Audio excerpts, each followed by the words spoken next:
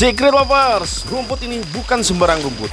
Kenalin, namanya hatta, tanaman sejenis paku-pakuan, bahan baku kerajinan yang tembus pasar mancanegara. Sampai-sampai nih, ada satu daerah di Pangandaran yang merupakan sentra pengrajin hatta. Ikut saya nyari hatta yuk. Udah capek-capek ke atas ya, ternyata nggak ada. Luar biasa bener si abah ini ya. Ini tajam banget lagi daun nih. Aduh, ketahuan bukan anak petualang banget ini. Nyangkut. Aduh.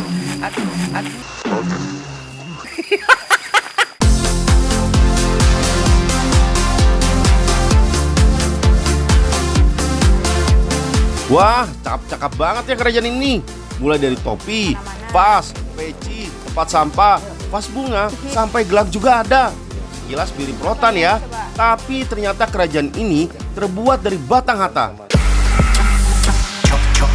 Pengrajin hatta kebanyakan ibu-ibu, sedangkan bapak-bapaknya tugasnya mencari hatta di dalam hutan. Hatta memang tumbuh subur di dalam hutan, terutama di area tebing maupun pinggir sungai. Bentuknya kayak gimana sih tanamannya? Salah satu pencari hatta di desa ini adalah Uhan. Hampir setiap hari ia keluar masuk hutan untuk mencari hatta. Alat yang dibawa hanya golok dan tali yang fungsinya untuk mengikat hatta yang sudah dipotong. Tanaman hatta sudah ada di Pangandaran sejak tahun 1959. Namun hanya tumbuh di daerah tertentu. Kebetulan paling banyak ada di Desa Bojong, Kecamatan Parigi. Karena tumbuh liar, butuh kesabaran tingkat tinggi buat mencarinya Secret Lover. Karena tanaman ini terkadang menempel atau tertutup tanaman paku maupun rumput. Udah capek-capek ke atas ya, ternyata nggak ada. Luar biasa bener si abah ini ya. Ini tajam banget lagi daun nih. Aduh, ketahuan bukan anak petualang banget nih.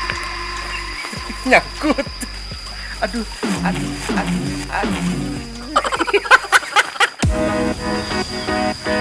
Memang mencari hatta di dalam hutan bukanlah perkara mudah. Banyak rintangan yang harus dihadapi. Belum lagi medan yang ditempuh. Terlebih karena hatta banyak tumbuh di dataran tinggi dan area tebing. Jadi kita harus nanjak untuk mencapai lokasi. Ya, bagi saya sih ini termasuk pekerjaan sulit Secret Lover.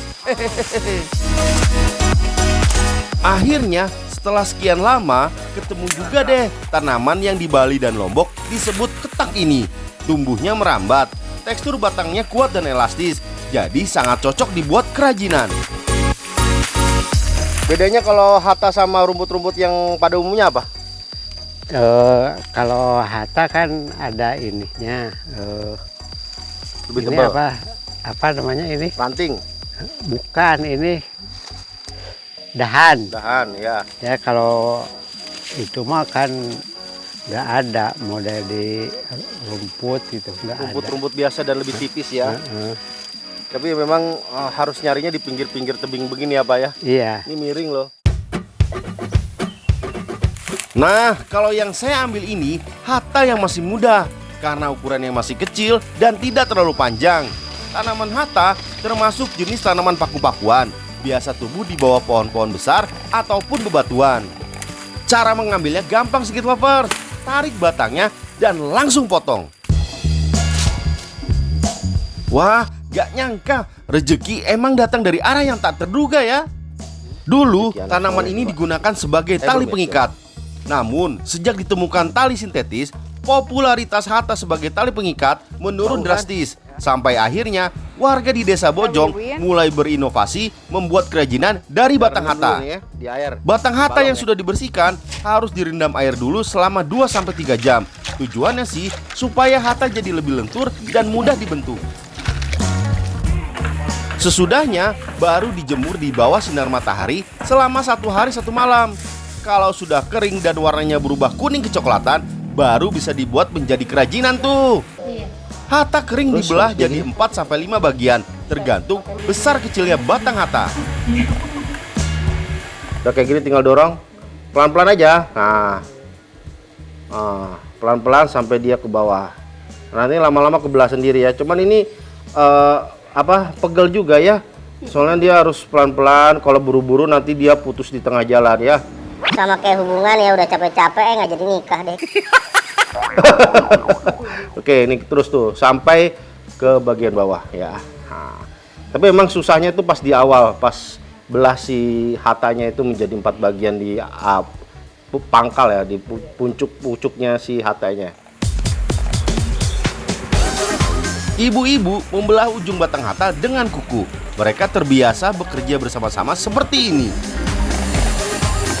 Hata yang sudah terbelah di atasnya didorong dengan alat khusus dari pipa paralon yang dipadatkan dan dibuat lekukan di bagian atas dan bawahnya.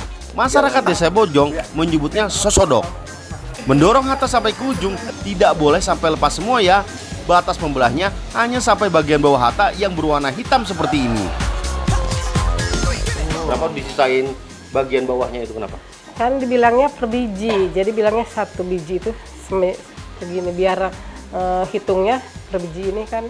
Nanti kan yang hitamnya juga bisa pakai motif gitu. Oh, bisa pakai motif? Iya, dibikin kerajinannya gitu. Oh gitu, jadi emang sengaja disisain ya Bu ya, nggak sampai dia ke bawah gitu ya.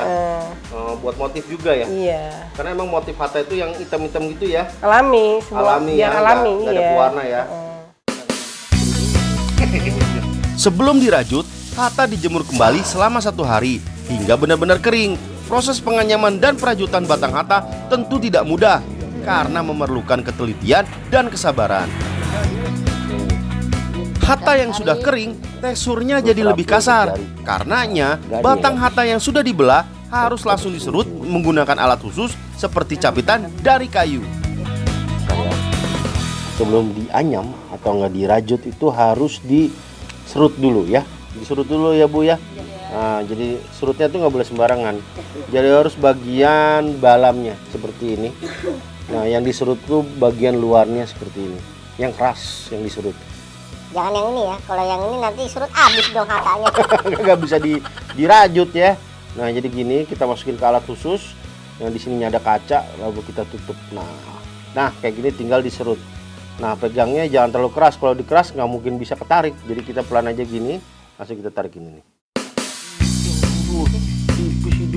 Skill emak-emak di sini gak bisa diremehin Sekit Lovers. Tuh lihat, cekatan banget ya tangan-tangan terampil mereka menggunakan zara, alat yang fungsinya untuk menyambungkan satu batang hata dengan batang hata lainnya. Zara juga bisa digunakan untuk menganyam bambu jadi alat rumah tangga seperti tampa, boboko, sampai alat penyaring ikan dari bambu. Awalnya banyak yang gagal membuat kerajinan hata, bahkan ada yang menyerah dan tidak ingin membuat kerajinan hata lagi. Namun banyak juga yang terus mencoba dan tekun sampai akhirnya menemukan trik dan cara mudah untuk merajut batang hata. Untuk sampai tahap ini, masyarakat Bojong membutuhkan waktu sampai 1 tahun loh. Wih, banyak di sini iya ya belajar sampai 30 orang. Enggak ada bisa. Ma bisa ya, alhamdulillah ya. Bisa. Nah, orang dia. Berapa lama waktu itu belajarnya? Tahun ada? Karena banyak berasal dari kampung Sukamanah, Desa Bojong Pangandaran, gak heran dong kalau kampung ini dijuluki Kampung Hata. Padahal dulu tak ada yang tahu soal tanaman hata yang tumbuh liar yang biasa disebut rumput gunung oleh warga sekitar. Satu hari, Pak Misman, warga asli Desa Bojong, coba mengeningkan batang hata dan berhasil menjualnya ke Jawa Timur, Bali, sampai Lombok untuk dijadikan kerajinan. Akhirnya, Pak Misman belajar membuat kerajinan hata dan mulai mengajari ke seluruh warga Desa Bojong. Dengan penuh kesabaran, setiap batang hata dimasukkan ke lubang yang sudah dibuat. Proses menganyam hata mirip seperti menganyam kain. Jadi setiap batang hata dimasukkan ke lubang sampai terikat satu sama lain. Dalam sehari, emak-emak pengrajin hata bisa membuat 2-4 kerajinan berukuran sedang, seperti topi kecil maupun tatakan gelas. Produk hata yang selesai dibuat langsung dikirim ke pengepul. Biasanya, ibu-ibu di sini bisa mengantongi pendapatan 500.000 sampai 1 juta rupiah per bulan, tergantung banyaknya kerajinan yang dibuat. Kerajinan hata kebanyakan tidak diwarnai karena banyak pembeli, terutama dari mancanegara, yang memesan warna asli Hatta yang tampak lebih natural dan terkesan etnik. Kerennya nih Sikit Lovers, kerajinan Hatta asli Pangandaran sudah dikirim ke Swiss, Amerika, Vietnam, Thailand, dan Malaysia.